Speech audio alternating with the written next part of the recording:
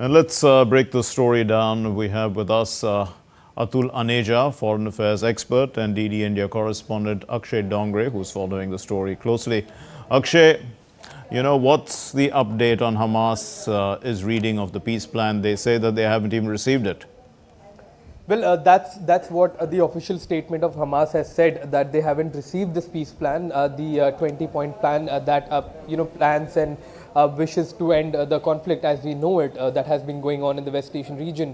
However, it may just be time that they are trying to buy to figure out the future course of action, because if the Arab nations agree to a peace plan in the West Asian region, that essentially leaves Hamas out of power and without any kind of backing, because some of the largest backers of Hamas have been Arab nations there as far as their fight against Israeli state is concerned.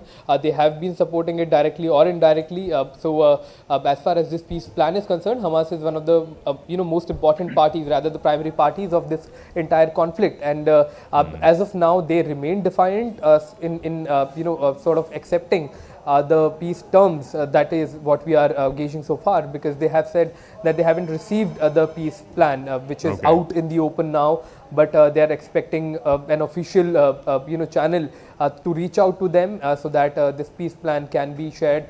But it remains to be seen that whether Hamas will be agreeing to the kind of negotiations that went on to bring out these 20 points that point out to a final settlement of the conflict that has been going on for about 2 years, that has resulted in deaths of thousands of innocent Palestinians and Israelis as well.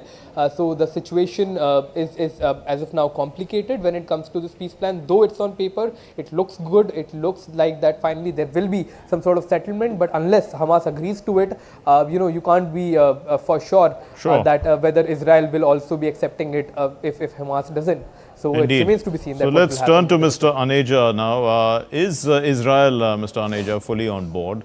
Netanyahu didn't take any questions, we saw, after the press conference. They made some statements and then he refused to take questions. So what do you think? I think it's a victory for Netanyahu. So I see no reason why he should have reservations about this deal.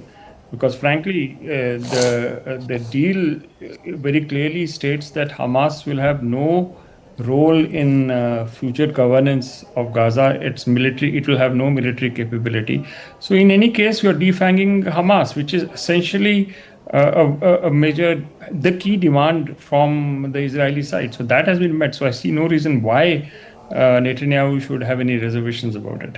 The problem is the other one, which your correspondent also mentioned, which is about Hamas. Right. How are they going to react to it? And I think that's something, but if you really analyze it, Hamas had this rear base in Qatar, which was bombed by Israel, I think about 20 days ago.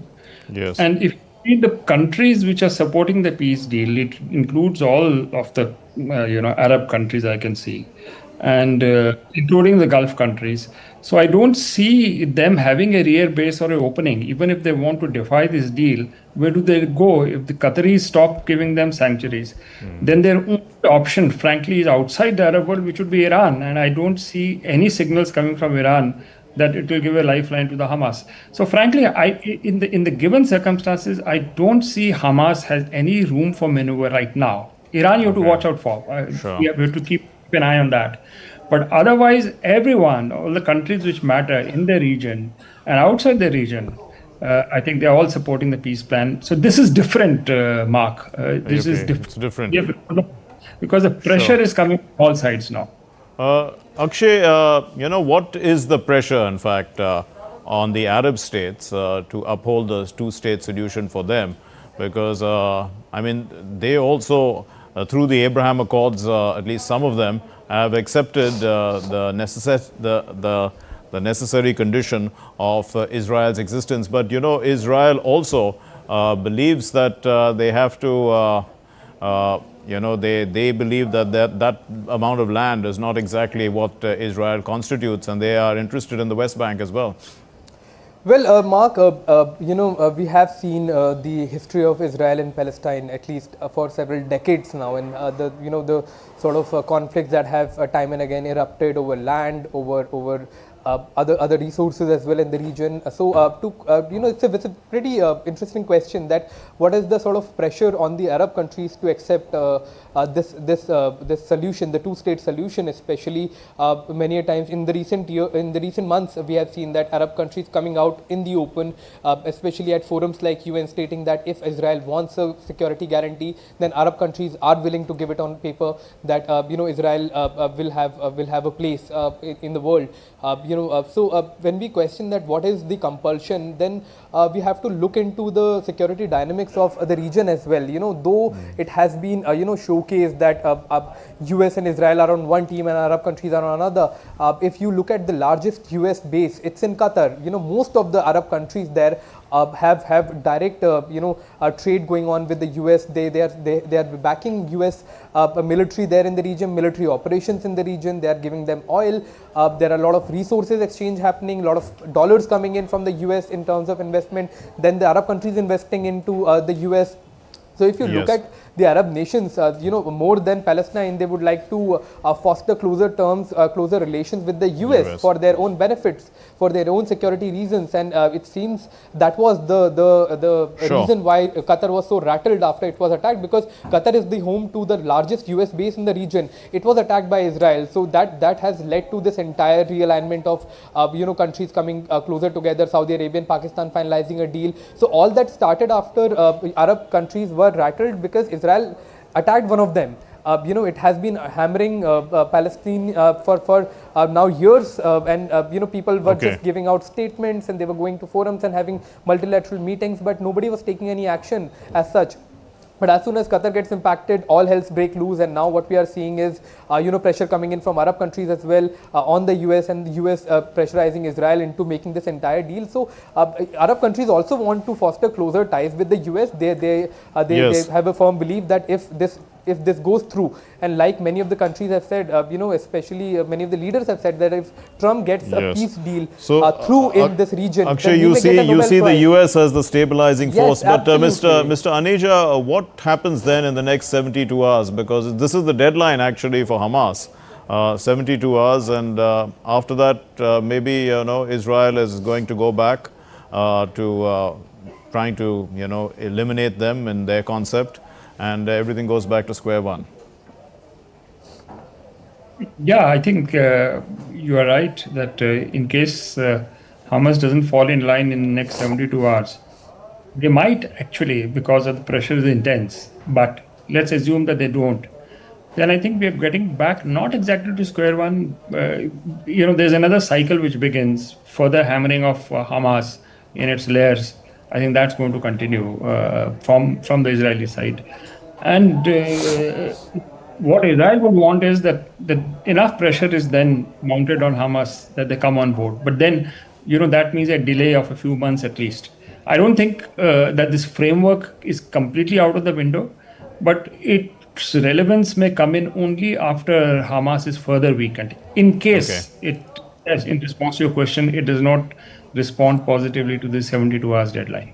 Also, Mr. Aneja, India's support for the peace plan, what element of this plan, can bring about lasting peace, as we are hoping, and that's what Prime Minister also hopes, that, this is going to bring about lasting peace? See, ultimately, the formula for lasting peace is the implementation of the two-state solution. So, which means the independent Palestinians. See, what happened in the UN General Assembly, Mark, is that this walkouts which took place, number of countries in Europe recognize Israel, it has put pressure for a deal. The two-state solution has greater salience today than it had a fortnight ago. So I think that is going to, and that's something which Israel has to agree. You did mention that there are elements in Israel which are talking about a greater Israel, spread beyond the Palestinian territories, etc. I think those dreams are empty dreams that the Israelis have to compromise on. But I think two-state solution from India's perspective is the one which is necessary. But two-state solution has a caveat now. It is essentially two-state solution minus Hamas, essentially. Military, de facto. So that's a different formula. I think that's something which can be looked at and discussed in detail. But there is one critical element. Frankly, no Hamas. Indeed. Akshay, so it's a two-state solution without Hamas, but it's also without the Palestinian Authority, as far as there is a new board which is going to be headed by the U.S. president. And he's says that, people like Tony Blair and all want to be on it. So how do you look at this? Is this actually acceptable? Some body which is basically transitional, but it has neither stake in either side. Well, I don't think so. It's going to be a permanent solution for the problem that we are seeing, because the question has also been about autonomy of the Palestinian people. Second thing is, U.S. President Donald Trump is in office for the next 3 years. Another government comes, another policies change, and then the underlying situation remains the same. The problem remains the same. But coming to your last question, what about Hamas? So it seems that Israel is trying to take out Hamas at this time from the equation, bring about a peace, then use covert operations to take out Hamas, or rather weaken it, weaken it to an extent that it becomes non-existential, or rather it is not a threat anymore, and then perhaps move on to its next objectives. Because even Israel is aware that they have played this entire thing in long term. They are also aware that Donald Trump is in office for the next 3 years only. This is his second term. He's not going to come back to office. There will be somebody else, and then situation may change. They may react to it differently. As of now, pressure has been building, especially with Australia and other Western allies of US and Israel recognizing Palestine as a state. So the pressure had been mounting, so it was in benefit of Israel as well to come to a halt. But whether this kind of a body that will govern the people of Palestine, which is not from Palestinian people, their autonomy is not there, the underlying cause will always remain the same, and will create a further vacuum for these conflicts to again erupt. A final question to you, Mr. Aneja, about the safety or the security of the Jewish people, actually, because at the end of the day, the Jews are the ones who are afraid of whatever happens to them in the neighborhood. They are surrounded by states that are supposedly consider themselves enemies to Israel. So the safety of the Jewish individual is at stake here. I think that's very clear with this deal, because who's threatening the Jews essentially? It is, we had the October 7th attacks. It was the Jews targeted by the Hamas. So if you defang Hamas, then your security threat to that extent is removed. But my problem now is, we're just discussing the two-state solution. Two-state solution, what will be the territorial alignments? Earlier it was West Bank and Gaza with East Jerusalem as the capital. Is that going to be the formula? I think that's something which will probably come in the way. Okay. Because now Israel says that the whole of Jerusalem is part of Israel, and it's not willing to accept two-state solution with East Jerusalem as the capital of the Palestinian state. So there are those next level questions which will come into play after this deal is implemented, and that will come down to what exactly constitutes two-state solution. We leave it there. Thank you very much, Mr. Atul Aneja, foreign affairs expert, and DD India correspondent Akshay Dongre, for helping us unpack this.